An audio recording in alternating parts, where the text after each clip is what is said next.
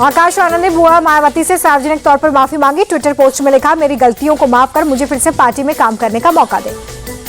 आकाश आनंद ने लिखा कि मायावती ही मेरी राजनीतिक गुरु और आदर्श, अब सिर्फ उनके ही दिशा निर्देश का करूंगा पालन। कल हरियाणा जाएंगे पीएम मोदी। हिसार से अयोध्या के लिए पहली कमर्शियल फ्लाइट को दिखाएंगे हरी झंडी। हिसार एयरपोर्ट के नए टर्मिनल भवन की रखेंगे आधारशिला।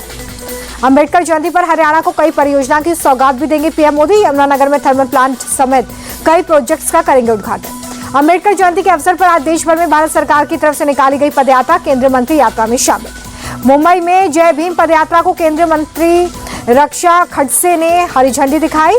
कहा कि देश के विकास में युवाओं की भागीदारी बढ़ाना यात्रा का मकसद। पटना में जय भीम पदयात्रा का आयोजन। यात्रा से पहले केंद्रीय मंत्री मनसुख मांडविया, सम्राट चौधरी, रविशंकर प्रसाद ने बाबा साहब अंबेडकर को दी श्रद्धांजलि। जय भीम पदयात्रा में मनसुख मांडविया भी शामिल हुए। बोले, बाबा साहब ने देश को संविधान दिया, संविधान का सम्मान करें, विकसित भारत के लक्ष्य को पूरा करना चाहिए। अंबेडकर जयंती पर दिल्ली में वॉकथॉन का आयोजन। मुख्यमंत्री रेखा गुप्ता ने दिखाई हरी झंडी। अंबेडकर जयंती से पहले लखनऊ में भी मैराथन का आयोजन। बड़ी संख्या में शामिल हुए लोग। कल देश भर में मनाई जाएगी अंबेडकर जयंती। कोऑपरेटिव कॉन्फ्रेंस में बोले सीएम मोहन यादव, एमपी में दूध के कारोबार में अपार संभावनाएं, हमने कामधेनु गौ पालन योजना लागू की। दिल्ली में विदेश मंत्री एस जयशंकर ने बवेरिया के राष्ट्रपति मार्क सोडर से मुलाकात की। कई मुद्दों पर बातचीत। गुना हिंसा के मुख्य आरोपी का कांग्रेस से कनेक्शन। पार्टी का सक्रिय सदस्य था विकी खान। कांग्रेस के टिकट पर लड़ा था पार्षद का चुनाव। सिलचर में पुलिस और प्रदर्शनकारियों के बीच में झड़प। पुलिस ने लाठीचार्ज कर उपद्रवियों को खदेड़ा।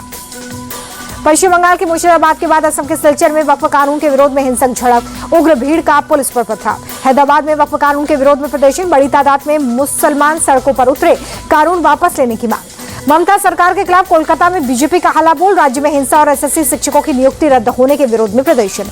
मुर्शिदाबाद में सुरक्षा सख्त कर दी गई है। भारी संख्या में सेंट्रल फोर्सेस तैनात। हिंसा के बाद हाईकोर्ट ने दिया था आदेश। मुर्शिदाबाद हिंसा के आरोपियों की धरपकड़ जारी। पुलिस ने अब तक 150 आरोपियों को पकड़ा।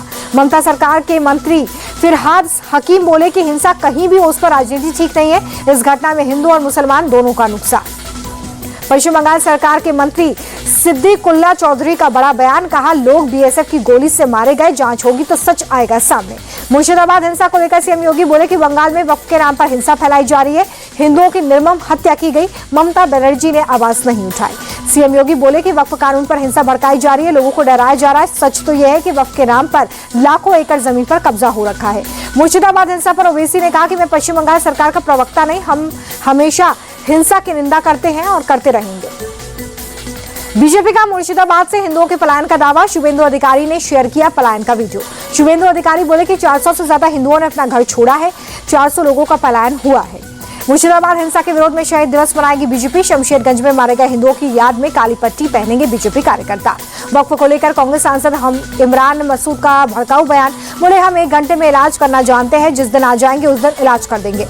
वक्फ कानून को लेकर ओवैसी बोले कि वक्फ कानून से मुसलमानों को फायदा नहीं, बीजेपी ने काला कानून बनाया। आदित्य ठाकरे का बीजेपी पर अटैक। बोले, बीजेपी की मानसिकता पुराने आक्रमणकारियों जैसी। महिलाओं और किसानों की स्थिति देखकर लगता है कि यहाँ पर मुगलों का शासन चल रहा है। जेडीयू नेता और केंद्रीय मंत्री ललन सिंह का बड़ा दावा। बोले कि 2025 फिर से नीतीश कोई नारा नहीं बल्कि सच्चाई है।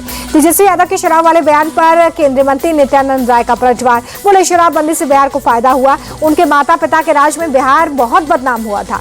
1 मई से आम आदमी पार्टी गुजरात में परिवर्तन यात्रा करेगी launch. Party in charge Gopal Rai बोले, स्थानीय निकाय में सभी सीटों पर लड़ेंगे चुनाव। आप नेता सौरभ भारद्वाज का बीजेपी पर अटैक। कहा, इन्हें संविधान का कोई भी कदर नहीं है, मजाक बनाया गया। पर्ची निकालकर सीएम के नाम का चुनाव होता है। पटना में कांग्रेस नेता कन्हैया कुमार के खिलाफ एफआईआर हुई दर्ज। पीएम मोदी और आरएसएस पर की थी आपत्तिजनक टिप्पणी। पंजाब पुलिस की काउंटर इंटेलिजेंस टीम कांग्रेस नेता प्रताप सिंह बाजवा के घर पहुंची। 50 बम वाले बयान को लेकर पूछताछ। बाजवा के बयान पर सीएम भगवंत मान का बयान। बोले कि आतंकियों ने पाकिस्तान से उन्हें फोन कर बम की सूचना दी। पंजाब पुलिस को वो अपने सूत्र बताए। आंध्र प्रदेश के विशाखापट्टनम में फटाका फैक्ट्री में भीषण ब्लास्ट। हादसे में 8 लोगों की जान गई, 7 लोग जख्मी। कर्नाटक के हुबली में 5 साल की मासूम के साथ कथित दरिंदगी पर हंगामा। गुस्साए लोगों ने थाने का घेराव किया। आरोपी ठेकेदार की गिरफ्तारी की मांग। केंद्रीय मंत्री प्रहलाद जोशी का कांग्रेस पर अटैक। कहा, कर्नाटक में कानून व्यवस्था पूरी तरह से ध्वस्त। आरोपी की गिरफ्तारी के लिए पुलिस का सख्त एक्शन। मामले की जांच के लिए स्पेशल कमेटी गठित। मुंबई में नाबालिग बच्ची के साथ रेप और हत्या के आरोपी ने की आत्महत्या। नवी मुंबई की तलुजा जेल में फांसी लगाकर की खुदकुशी।